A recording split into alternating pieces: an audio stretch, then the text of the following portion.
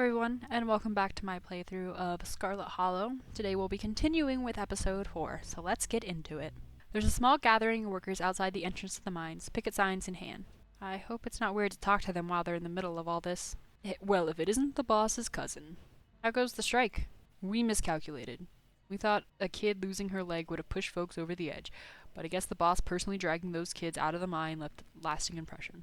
People are calling the boss a goddamn hero. Calling Tabitha a hero? Really?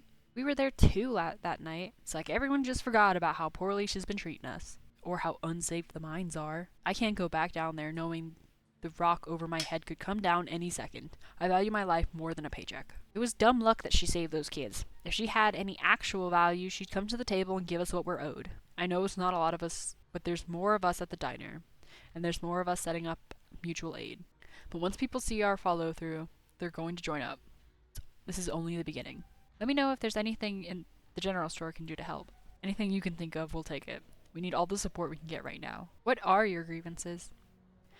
We'd like a competitive pay, 8-hour shifts instead of 12 or more, improvements to the sick day and vacation policies, and a thorough safety inspection before any of us step foot underground again. The collapse was way too close to the active mine for me to feel safe down there until I know for sure I won't wind up buried under 2 tons of rocks. We want to change things. There's no reason we should be treated like we're disposable workforce. If we're the ones making her money, we should be the ones making money too, not just scrapping by. Jesus, Tabitha. So, I've been back and forth about what kind of person I think Tabitha is, and this all sucks, but this is also standard for companies. Companies are shitty, they're awful, and I think Tabitha was essentially like groomed to run this mining operation from her mother at the very least. I don't know anything about her father. But what matters right now is how she responds to their demands. And that determines what kind of person she would be. Because, let's face it, she's like the last Scarlet in Scarlet Hollow. Presumably my character's not going to be stuck here. I'm bouncing with Kanika. So, she has all the family fortune behind her. She doesn't need to keep it to pass it down. And she doesn't seem interested in like starting a family or even running the mines. She does not seem like she cares to run the mines, and that's just what's expected from her, and so she's just gonna do it.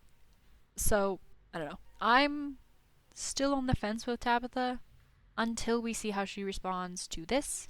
I am 100% behind the mine workers.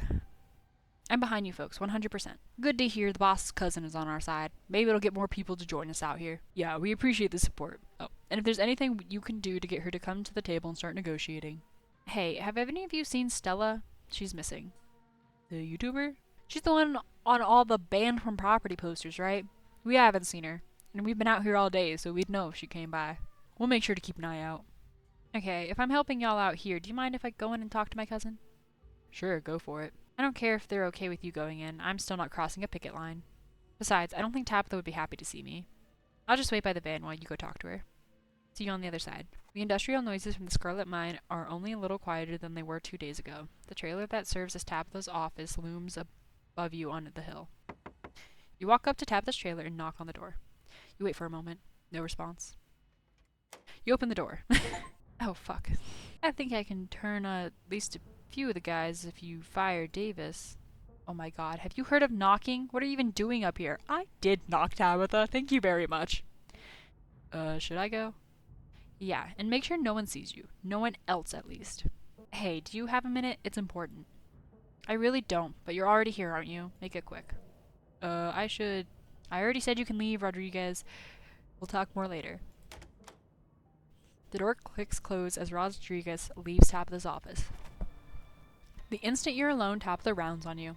She grabs you by the collar, her face close to yours, eyes full of rage, her words a frustrating hiss. Listen to me, Mags. Really listen. This isn't some fun little game, okay? This is my life, and if you value yours, you'll keep quiet about what you just saw. I don't care for family. I can make the rest of your stay here a living hell if you cross me. Her grip lessens. It's hard to get scary for a moment. I'm so close to having everything under control here. I can't risk you mucking it up like you've done with everything else this week. I should start crying because that was uncalled for, Tabitha, and you've just lost me defending you completely, entirely, 100%. Not defending you anymore. Like I said, it entirely matters how she responds to their demands because their demands are quite reasonable. That was completely uncalled for. I disagree. It doesn't seem like you respond to firm requests, so I had to escalate to threats. And if this doesn't work, I will follow through on them, so don't try me. What did you come up here to talk about anyway? Just decided you wanted to bother me on the worst possible day to be bothered? Stella is missing. Have you seen her? She's missing? Tabitha's quiet for a moment. I'm sure she'll turn up, but I'll see if I can get a hold of her. Don't think looking for my missing acquaintance gives you a pass to do anything dangerous. You're forbidden from doing risky things, even for what you might think is a good reason. I'll wind up where I wind up. Those who seek to avoid doomed prophecies often fulfill them through their attempts to be free. You trying to tell me that destiny is what compelled you to give me back-to-back migraines this week? Great. I can't wait to find out what ridiculous situation you wind up in today. I also wanted to see how you were doing. With the strike, your mom, everything. Let's really talk. Did you really think I'd want to have some kind of heart-to-heart right now? Sorry, Megs, but I have work to do. Save your probing questions for some other time. Or never. I don't care which. Why did you even invite me here if you dislike me so much? Was it so wrong of me to reach out to my last living family member so I wouldn't have to bury my mother alone? I didn't know what you would be like. I didn't know how much we would clash. If I had, maybe I wouldn't have invited you. Or maybe I would have anyway. Maybe this is still better than being alone.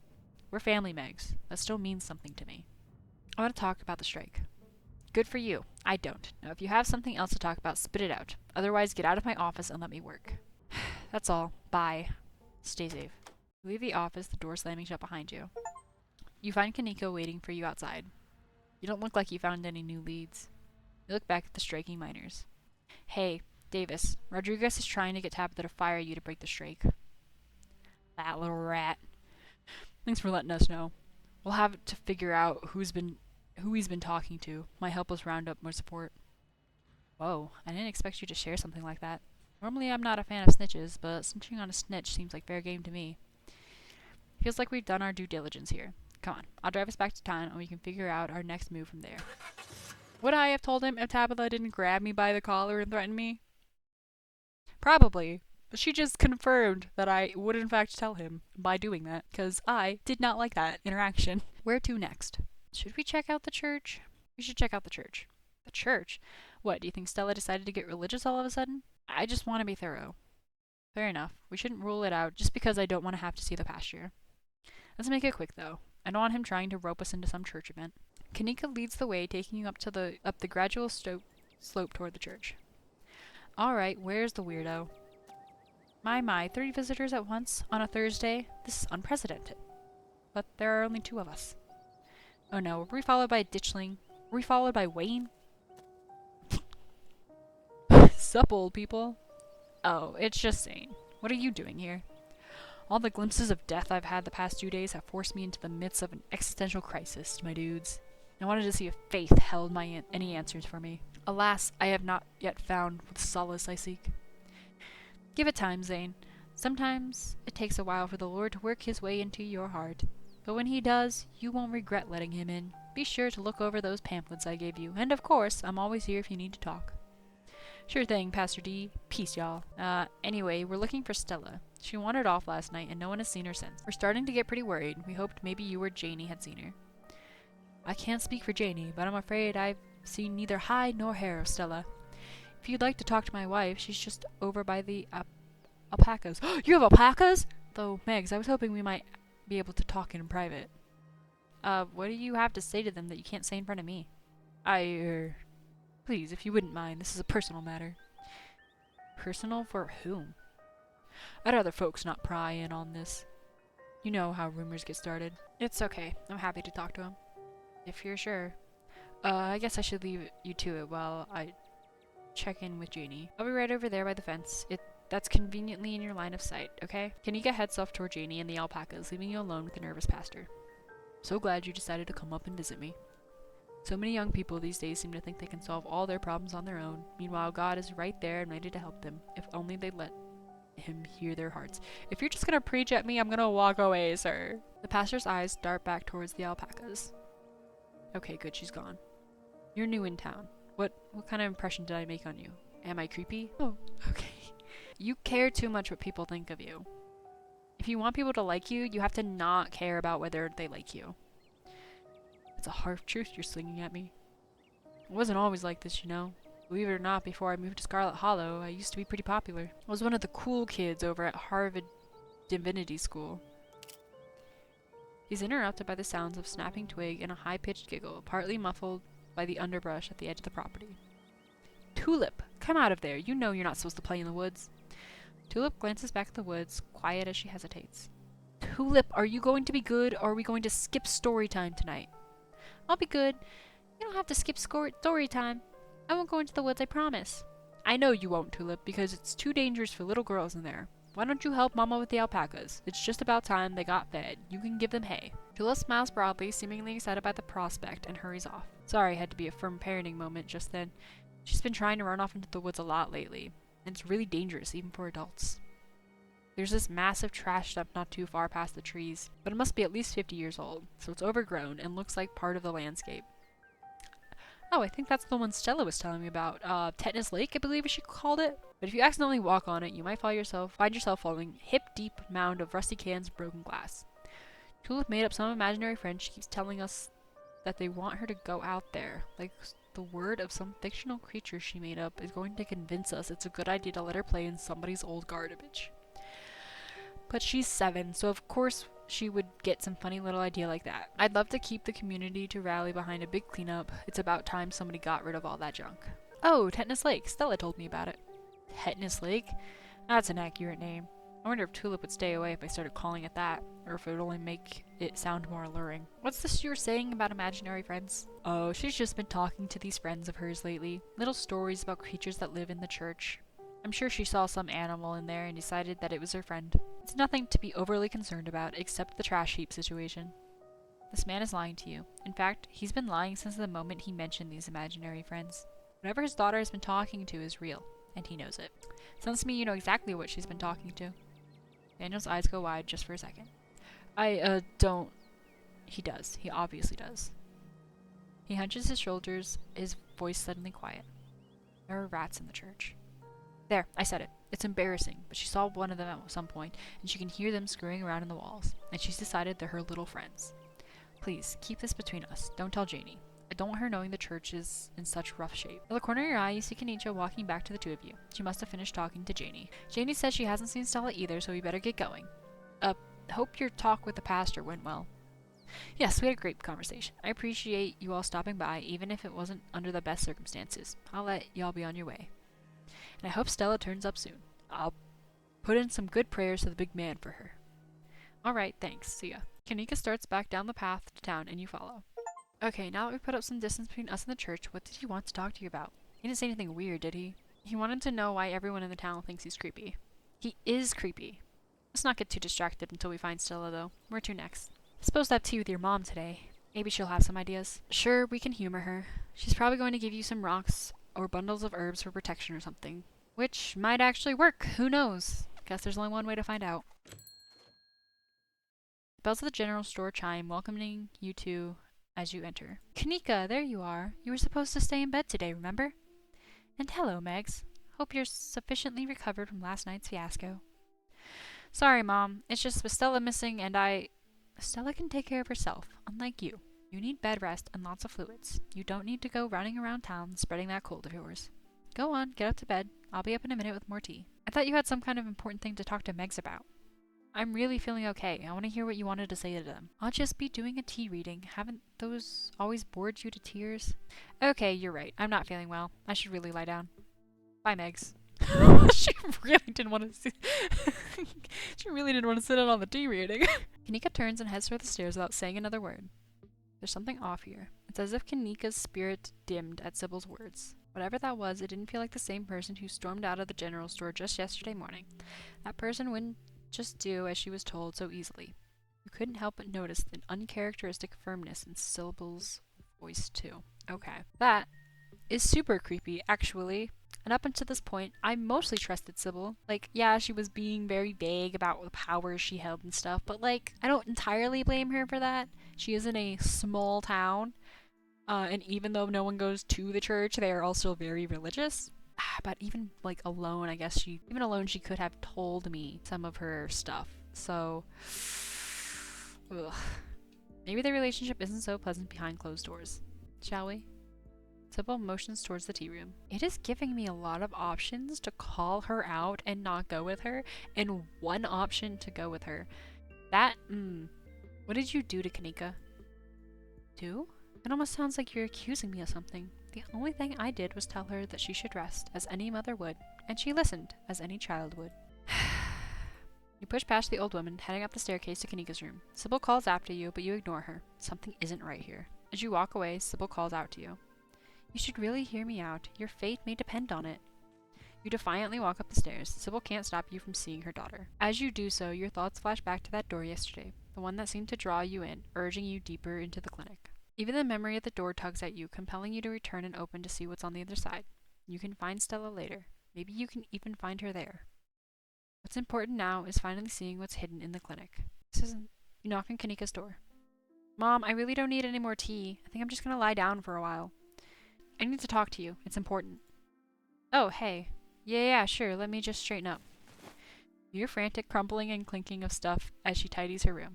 Okay, come in. Kanika's room is the sort of place that's stuck between past and present. Faded stickers from her childhood line her bookshelf, and boxes of packed belongings sit in the corners of the room. I don't usually have people over. Don't judge me too harshly for the state of the place.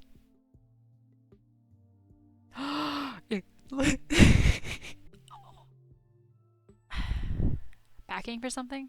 You motion to the stack of cardboard boxes. That's all my stuff from college. I never really unpacked. It seemed like a waste to unload everything. If it's not like I'll be staying here long term, so I just have to pack it up again eventually. I guess I did move back in over a year ago, so these boxes could have just been sitting here unopened for a long time. But any day now, I'll load them back into the van and get out of town. Any day now.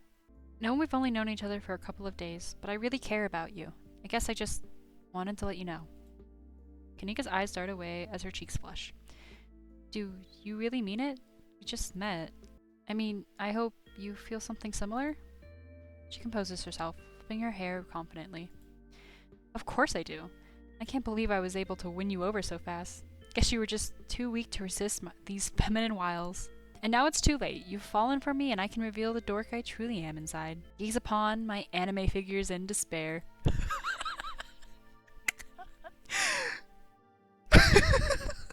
I chose the right person.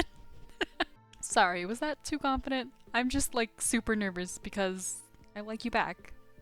And I hope I don't mess this up, because I want to get to know you better before you leave town. You reach forward and hold her in your arms. Her body is soft against yours, and you can feel her heart beating quickly in her chest. She runs her hands across your back and smiles, her eyes filled with warm joy you haven't seen before in your short stay. And she smells incredible. Her sleek braids exude a perfume of warm coconut, and an aroma of flowery cucumber wafts from her skin, the scents melding to create a sweet tropical bouquet. After a long moment you pull away, your hands slowly letting go of each other as you two stare into each other's eyes. Screw hanging out in my room for the rest of the day. Wherever you're headed, I want to come with you. Gotta maximize the amount of time we spend together before you go back to Pittsburgh, right? Even if we make other plans for later on, I want to be with you right now. But where would we go? I can still feel the door of the clinic pulling at me. I think that's where we need to go next. I was hoping to see Reese sometime today. I want to ask if he knows anything about Stella and, make sure he's okay after what happened at dinner. Let's do it. The two of you make your way back into the hallway hand in hand.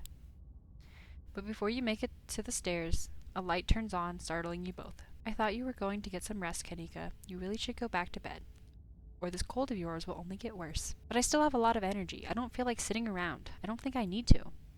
Of course you do. I know you best, and you just haven't been yourself these past few days. All this running around has been a detriment to your health. Miles and I want to see you healthy. You hold this family together. She is being creepy, though. Like, look at this lighting. There's nothing creepier than this, what she's doing right now. Creepy. But I can't decide if I'm just gonna be like, let's go, or if I'm going to call her out. Sybil, you can't expect to control your adult daughter like this. Kanika sighs. No, my mom is right. I've been neglecting the general store, and I let Miles run off the other day. That was so irresponsible of me. That's right, Kanika. He could have gotten hurt, but he didn't, and it seems like you learned a valuable lesson from the experience. Let's get you to bed. Just need another day to recover. Then you can get back to all this town mystery business. Megs, you'll be fine without her until tomorrow. Bye, Megs. Before you can utter another word, Kanika returns to her room. Sybil's eyes carefully watch you as you leave and make your way back to Main Street alone. Fuck. You make your way up a familiar hill past rows of ragged houses that make up Scarlet Hollow's residential area. Fuck. It isn't long before you find yourself outside Dr. Kelly's clinic, its secrets enticing you to find a way in. Fuck! I didn't want to go into the clinic alone. That's not safe for me to do. Even at the bottom of the hill, you can already feel the presence. It's like a magnet has been fixed on your ribcage, gently tugging you forward, guiding you towards whatever emits this compulsory frequency. You found at times that if you haven't wished to be seen, there's nothing stopping you from remaining hidden.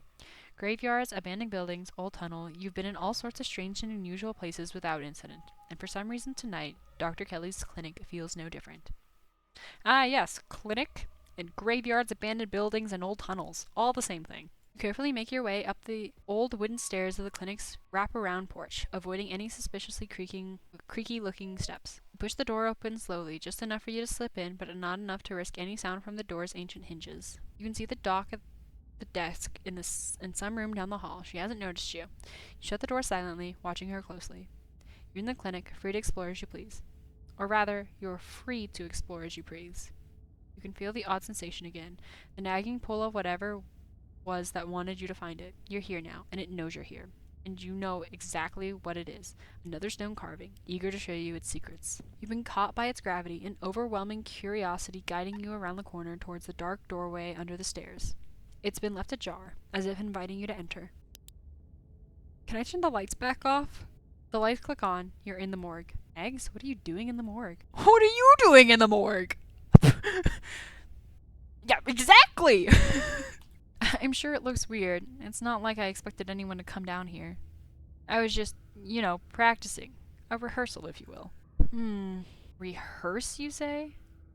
Oh, rehearse. Good one. Its words seem distant to you. The tugging is strong down here. You can almost feel yourself slipping into a trance, and your eyes wander to the back wall of the morgue. You need to see what's back there. You touch the wall. It feels disappointingly solid under your palms. Hey, are you okay? You feel Reese's hand gently shake your shoulder, and for a moment, the thing on the other side of the blank white wall loosens its pull on you. Kinda looked possessed for a second there. You good? Make him understand. Use your words. Don't let this fervor consume you. Be present in the moment. You inhale deeply and take in your surroundings. You can't help but notice that one of the body storage drawers is labeled Pearl Scarlet. You step forward and pull out the drawer. So this is your Aunt Pearl Ann. Cold burrowness of the Scarlet Mines and local she-devil that it seemed no one, not even her own daughter, was able to mourn. This is not the first corpse you've seen, but it feels the same as any other. She's an empty body now, the warmth and energy of life now dissipated. The same as your mother was, the same as you'll be one day. Cold air rises from her bluish skin, her vacant, flimsy eyes staring up at nothing. You try to imagine what she may have looked like alive and breathing, slinging subtle insults at the townsfolk, but it's hard to picture any expression on the face so stiff and cold with death. Making sure she didn't walk off? She's totally faking it. Yeah, she's fake. Fake death, not dead. It's so weird that the first time I'm meeting her is like this. Probably means you'll have better memories of her than anyone else in town if what I've heard about her is true. I only met her a couple times. She never said anything, but she didn't have to. Her look was enough, like I was a cockroach that had scurried onto her shoe. Having seen what there was to see, you slide the drawer back in and close it. Why wall? Needsy thing, but wall stand in way. The mines had a stone carving the other night, as did Oscar's house yesterday. They've been giving me visions, and I can sense one on the other side of this wall. I need to see it. Reese glances back at the wall. You're really serious, aren't you? This is probably a bad idea, but if you really want to get in there, I'm pretty sure there's an emergency axe somewhere upstairs. I just need to get the dock out of her hair. Should take 2 seconds. Get the dock out of our hair? Yeah, if I say I'm sick and need something, she'll drop whatever she's doing and do it for me. Surefire way to get her out of the house. And most of the time, it's true anyway. Use what you got to get what you need. No shame in that. Exactly. Thanks for understanding. Don't mention it. If there's anything I can do to actually be useful, I'm happy to help. Be right back. He strides past you, his long legs moving swiftly. He seems excited, his usual dour demeanor replaced with an uncharacteristic pep when faced with the prospect of sneaking around and tearing down walls. You hear his soft voice filter through the open doorway at the top of the stairs, a hoarse and sick edge added for the effect as he speaks to his mother. Hey, Mom? He coughs gently. Reese, I didn't know you were awake. I still feel like shit, but I think I can finally try to keep some juice down. It looks like we're all out, though. Really? I thought I'd just pick some up. I've got an errand to run on Main Street anyway. I'll go pick up some orange juice. And some ginger ale, too. That would be awesome. Sorry to ask. I know you're probably busy. It's no problem. It doesn't take long. Don't do anything strenuous while I'm gone. Just lie in bed until I get back. Thanks, Mom. I'll take it easy. You hear her footsteps move down the hall, then the front door open and closing. It worked! The theatric rasp has left his voice, excitement rising in its place. Come on up. We don't have long till she's back. You step out of the morgue, you relax. The extra space between you and the carving has weakened its hold on you, and with it your desperation to claw your way through the wall and unveil it. It's one of those emergency fire axes, so it should be pretty obvious wherever it is, though I'm not sure where she would be keeping it. I'll show you around. Let's look in the doc's office first. You make your way through the doorway of her now vacant office. I don't see an axe in here. He's right. A cursory glance reveals nothing but stacks of paper and cabinets of medical supplies. But something on the desk catches your eye, some sort of records, with your family's name on them. You scoop up the folder, tucking the documents in for later perusal. Reese watches you with curiosity. Stealing medical documents? If my family is gonna keep secrets from me, I'd better learn what I can. Totally. Steal anything you need. You've got a mystery to solve. I'm not gonna stand in your way. Let's check the medical supply room next. I can imagine a room full of chemicals being a place someone might want to keep an axe. Better be careful stealing stuff in there, though. That might really get you in some trouble. You turn around and leave the office. It's time to move on. The medical supply room is probably a good bet. A fire axe seems like something that might be useful in a room full of chemicals. It's just in the hall. There it is. Looks like it needs a key, though. Better not break the glass. I'd rather explain why I had to steal the axe after we get the chance to use it. There must be a key in here somewhere. He stops, as if listening to something you can't hear. Shit, she's back already. As if on cue, the front door of the clinic open and close. The creak of its antique hinges echoing down the hallway. Footsteps dart down the hall. She's headed this way. Quick, we gotta hide. I'm not supposed to be in here. He opens the closet door and hurriedly motions you inside. You slip past him, scrunching in the small space the best you can. He attempts to slide in after you. You make space and he slips in next to you, closing the door just enough that you can both still monitor the entrance of the supply room. Dr. Kelly storms in, plastic bag in tow. She takes something out of the bag and places it on the counter. And then she hurries back out, bag rustling as she makes her way back down to the hallway. We better wait a second, just in case. The two of you stand in tense silence, both crammed into the suffocating closet, taking shallow breaths as if she could hear you breathing from the other side of the building. But the footsteps soon return. Dr. Kelly makes her way back towards your hiding spot, creaking floorboards broadcasting her location all along the hallway just outside your hiding spot. His head swivels suddenly. That was the door to the house. We're in the clear, let's go. Two of you spill out of the closet. Reese quickly gets to start pulling out drawers, scanning them for keys. You watch as he rifles through drawers, content to let him figure it out. Soon there's a jiggling of keys, and he turns to you, victorious. There we go. They're even color-coded. She made this too easy. Reese pauses to look at the plant on the table. It was weird of her to drop that off here, right? Why would she put some alien-looking fruit in the supply room? She's not a pharmacist. She's not supposed to make her own medicine. This room is for storing stuff she orders from an actual pharmacist. I doubt it's decorative. We could always eat it and see what it does. I was actually told in my field botany class to not do that. Specifically me. Megs, do not eat things that you can't identify in the woods. Also, stop asking if these berries are poisonous. Yes, they are. Almost word for word what my professor said. Maybe there's some information on it somewhere in here. Yeah, maybe. But before you get the chance to look, Reese jerks his head toward the door. Shit, that was the door from the house. We gotta run. Grab the axe and go. You grab the axe and follow Reese's instructions, once again starting down the basement stairs, letting the pull of the stone carving guide you back to the morgue. Dr. Kelly's voice filters down from above. I was right, we did have juice. It was just in the back of the fridge, but there's no harm in having extra. What are you doing in the clinic? I thought I told you to rest. Oh, I'm just gonna chill in the morgue. I got my speakers, so if you hear some weird noises, that's just my music. I'll be sure to put in earplugs to drown out all that industrial clinging you listen to. You know I'm not the biggest fan of you spending time down there. It can't be good for your mental health. Hang out in a refrigerator for corpses. Do you at least have a blanket this time? Yeah, I'll be fine. It's just a change of scenery. My room feels too claustrophobic right now. Okay, I'll let you know when it's time for dinner.